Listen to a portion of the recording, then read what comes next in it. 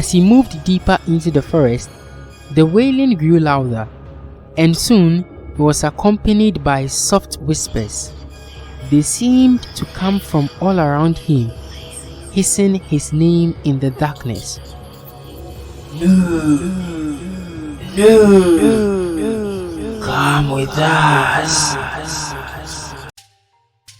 In a small village at the edge of a vast dark forest, there lived a hunter named Nuru.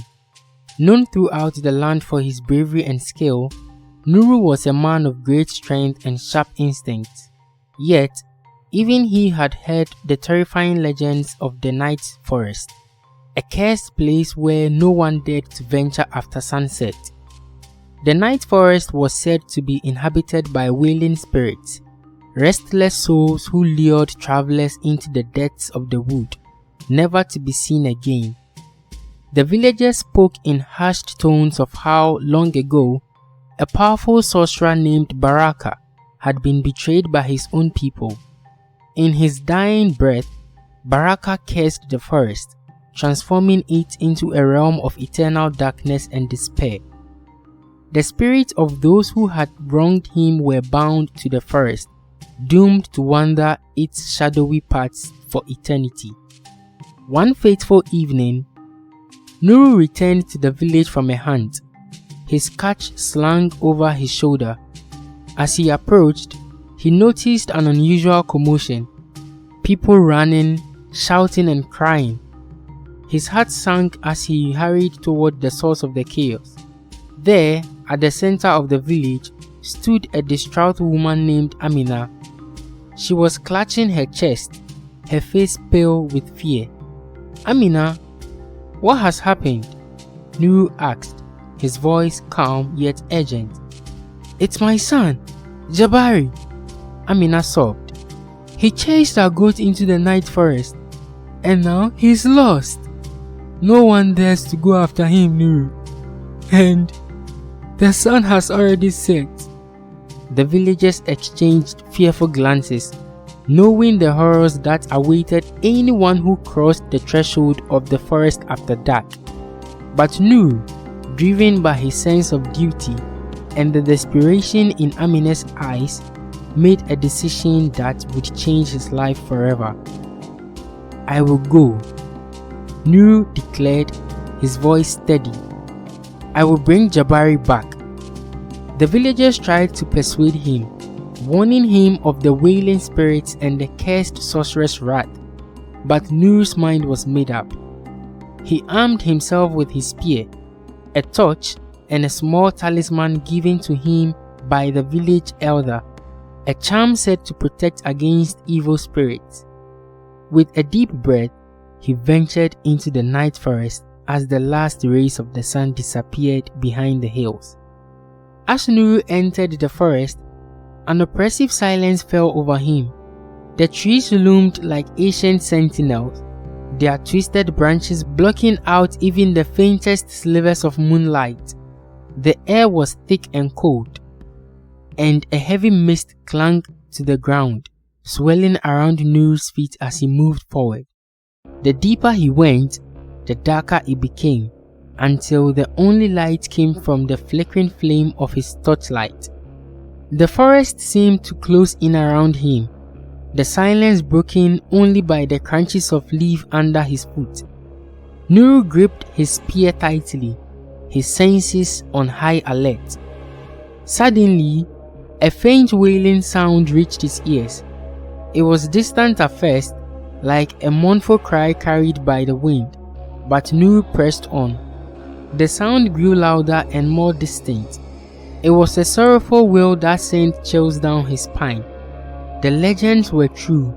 The wailing spirits were real. Nuru stilled himself, remembering the elders' advice. In the Night Forest, fear is your greatest enemy.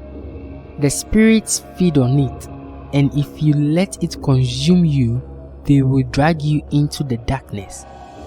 As he moved deeper into the forest, the wailing grew louder, and soon it was accompanied by soft whispers. They seemed to come from all around him, hissing his name in the darkness. No, come with us. He tried to block out the voices, but they grew more insistent, more desperate. The mist thickened, and strange shadows flitted at the edge of his vision. Nuru's heart pounded in his chest, but he forced himself to stay calm.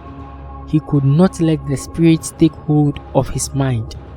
Suddenly, out of the corner of his eye, Nuru saw a figure, a shadowy form that seemed to float just above the ground. It was the shape of a person, but its eyes were hollow, and its mouth was twisted into a silent scream. The figure pointed deeper into the forest, and as Nuru followed its gaze, he saw more of them, dozens of wailing spirits, all with the same hollow eyes and twisted mouths. The spirits began to move toward him, their wailing growing louder and more anguished. Nuru's courage wavered as the coldness seeped into his bones. He knew he had to find the boy and leave the forest before the spirits could claim him. Just as Nuru was about to turn back, he heard a faint cry, a child's voice calling for help. It was Jabari. Summoning all his courage, Nuru followed the voice, ignoring the wailing spirits that now surrounded him, reaching out with their ghostly hands. He found Jabari huddled under a large tree, shivering with fear. The boy's eyes were wide with terror, and his clothes were damp from the mist. Nuru scooped him up, holding him close, and began to retrace his steps. But as they moved through the forest, the spirits became more aggressive, their icy hands grazing Nuru's skin as they tried to pull him into the darkness. Just as they neared the edge of the forest, the ground beneath them began to tremble. The mist thickened, swelling into a vortex that blocked their path. From the swelling mist emerged a towering figure. It was Baraka, the cursed sorcerer. His form was made of shadows, his eyes burning like embers in the darkness. Who dares to defy my curse? Baraka's voice boomed, shaking the trees around them. You seek to escape my realm with the bow, but you shall both remain here, forever bound to the night. Nuru stood his ground, holding Jabari tightly. He raised the talisman given to him by the village elder, hoping it would protect him. "We mean no harm, Baraka," Nuru said, his voice steady. "We only wish to leave this place and return to our village. The boy is innocent. He does not deserve to be trapped here." Baraka's eyes flickered with a mix of rage and sorrow. Innocent, you say? No one who enters my forest is truly innocent. The villagers betrayed me, casting me into this cursed existence. They must all suffer as I have suffered. Nuru could see the pain in the sorcerer's eyes, the bitterness that had festered for centuries. He realized that Baraka's curse was not born of pure malice, but of deep, unresolved anguish. Gathering his courage, Nuru spoke again. "Baraka, I cannot undo the wrongs that were done to you, but punishing this innocent child will not bring you peace.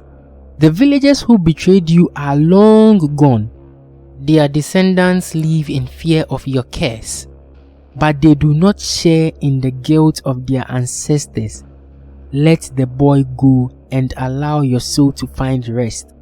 The sorcerer hesitated, his form flickering like a dying flame. The wailing spirits paused in their pursuit, as if awaiting Baraka's decision. The forest grew eerily silent, the only sound being the faint rustling of leaves in the wind.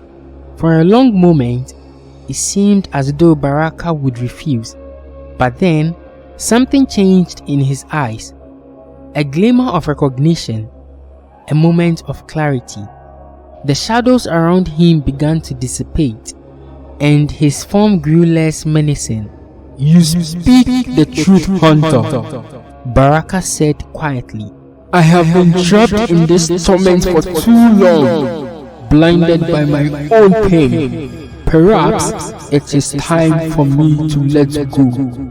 With a final mournful wail, Baraka's form dissolved into the mist, which slowly receded into the depths of the forest. The wailing spirits too began to fade, their anguished cries growing softer until they were no more than whispers in the wind. The night forest fell silent once again, but this time the silence was peaceful, almost serene. Nuru and Jabari emerged from the forest, their hearts still pounding from the encounter. As they stepped into the moonlight clearing, the villagers who had been anxiously waiting at the edge of the woods rushed forward, their faces filled with relief, surprise and joy. Amina, tears streaming down her face, embraced her son tightly. Thank you, Nuru. Thank you, she whispered, her voice choked with emotion. You saved my boy. Nuru nodded, but his thoughts were still on the sorcerer and the spirits of the night forest. He knew that something had changed in the woods that night. The curse had been lifted, but at a great cost. Baraka's spirits had found peace, but only after centuries of suffering. The village elder approached Nuru, his eyes filled with both sadness and gratitude. You have done what none of us dared to do, Nuru. You faced the darkness and brought light back to our village. The curse has been lifted, but we must never forget the lessons of this night. The villagers held a ceremony to honor Baraka's memory, acknowledging the pain and injustice that had led to the curse. They built a shrine at the edge of the forest, a place where they could offer prayers and pay their respects to the spirits of the past. From that day on, the night forest was no longer a place of fear. The wailing spirits had been set free, and the villagers no longer lived in the shadow of the curse. The forest remained a mysterious and sacred place, but it was no longer haunted by the tormented souls of the past. Nuru continued his life as a hunter, but he was forever changed by his experience in the night forest. He became a symbol of courage and compassion in the village, a reminder that even in the darkest of places, there is always a chance for redemption.